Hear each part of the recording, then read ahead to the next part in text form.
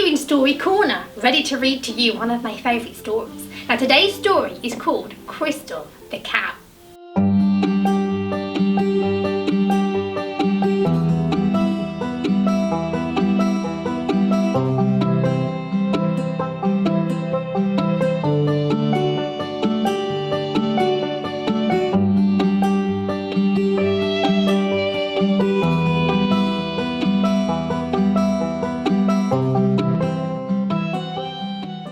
Crystal is a cow, a very pretty cow. She has long eyelashes that she flutters when she wants someone to do something for her.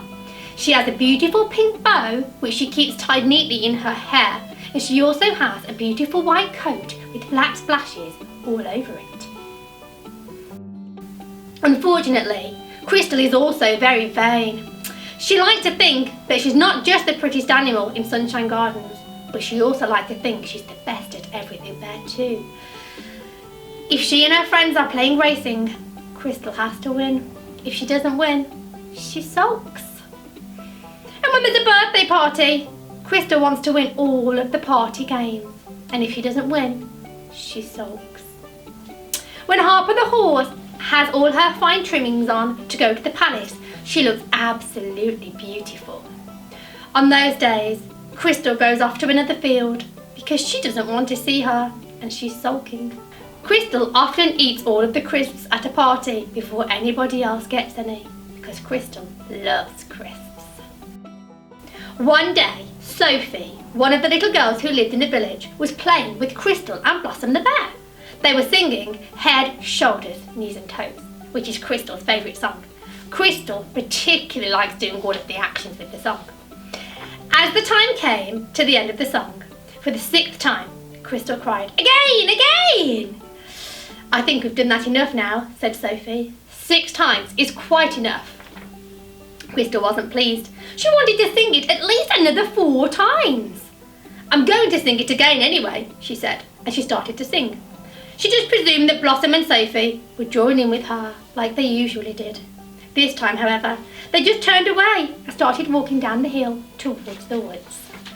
Crystal tried to ignore them and she carried on singing, but they didn't come back. They just carried on walking away from her towards the woods. "Where are you going?" she shouted after them at the end of the song. "To play in the woods," they said. "Where one person doesn't tell everyone else what to do," shouted Sophie over her shoulder. Crystal started to sulk again. "Let them go without me, I don't care," she said, and she started singing her song again for the 8th time. By the 9th time, the fun was beginning to get out of singing Head, Shoulders, Knees and Toes on her own. But part of the fun was doing it louder and faster than everyone else. Crystal decided that she would now run after her friends. She was a fast runner, and the other 2 had only walked towards the woods. "What are we going to do now?" she inquired as she caught up with Sophie and Blossom as they reached the edge of the wood. "Can we play Beauty Queens? I love playing Beauty Queens because I always win." "Then there's no point playing, is there?" said Blossom. She was cross with Crystal for always wanting her own way and always thinking that she was better than everybody else. "We're going to play hide and seek," said Sophie. "I don't want to play hide and seek," said Crystal. "Well, go back and sing your favourite song again," said Sophie, a little more harshly this time. She was also upset because Crystal was being a little bit selfish. Crystal decided that she would rather play the game with her friends than be on her own, but she couldn't stop herself from being a little bit pompous. "All right, I'll play as well, but can we play Beauty Queens after, please?" she said. "We can put our finest things on and get Bentley the bear to be the judge." Sophie and Blossom felt a little bit bad now about how harshly they had spoken to Crystal, and agreed that they would go back up the hill after playing hide and seek and play Beauty Queens before they all went home for their tea. "I'll be on first," said Crystal. "I'll find you easily. I'm very good at hide and seek." Blossom and Sophie just looked at each other as if to say, "Here we go again." They loved Crystal. She could be very kind and a very good friend, but she would insist on being the best at everything, or at least she believed that she was the best at everything. Not only that, but she wasn't very modest. In fact, there were times when she was quite big-headed, really. "Right, you hide your face up against this tree," said Sophie, "and count to 100 while we go and hide." Crystal didn't like to tell them that she couldn't count to 100, So she put her face against the tree as she waited for a little while and hoped that when she turned around it would be about 100. "Ready or not, I'm coming," she shouted.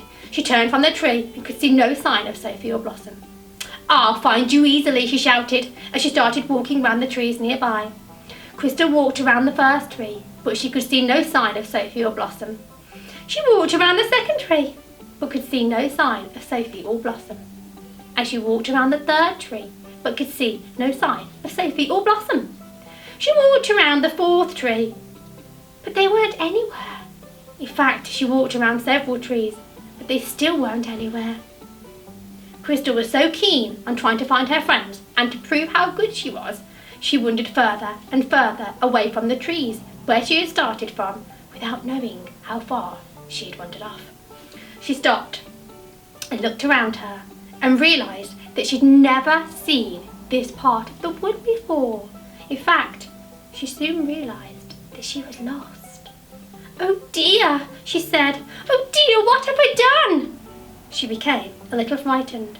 "Oh, I've been a silly Billy, trying to pretend that I was better than everybody else, and now I'm lost and it will get dark soon." She sat down on a grassy bank and started to cry, big, sad tears that only the big, sad eyes of Crystal could cry.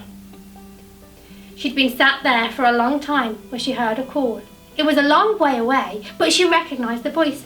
"Crystal, where are you?" the voice cried. "Crystal! That's Sophie's voice I can hear," Crystal thought to herself. "I'm over here, Sophie, I'm over here," she shouted. "Can you walk towards my voice?" said Sophie.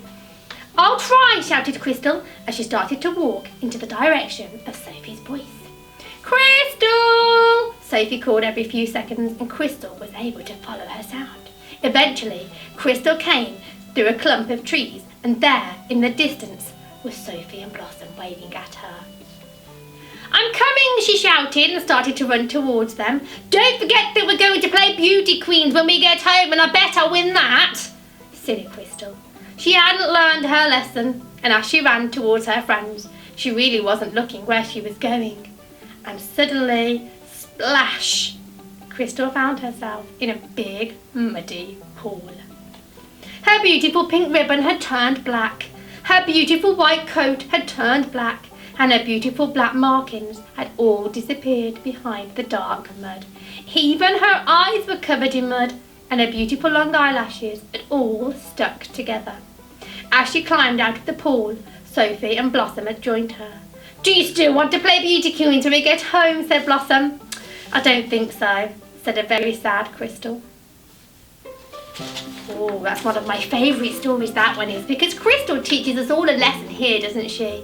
She shows us that actually we don't have to be the best, and as long as we have lots of fun like Sophie and Blossom did, that's all that really matters. I hope you boys and girls are having lots of fun in the Easter holidays. It was lovely to see you. Hopefully I'll see you again soon. Goodbye.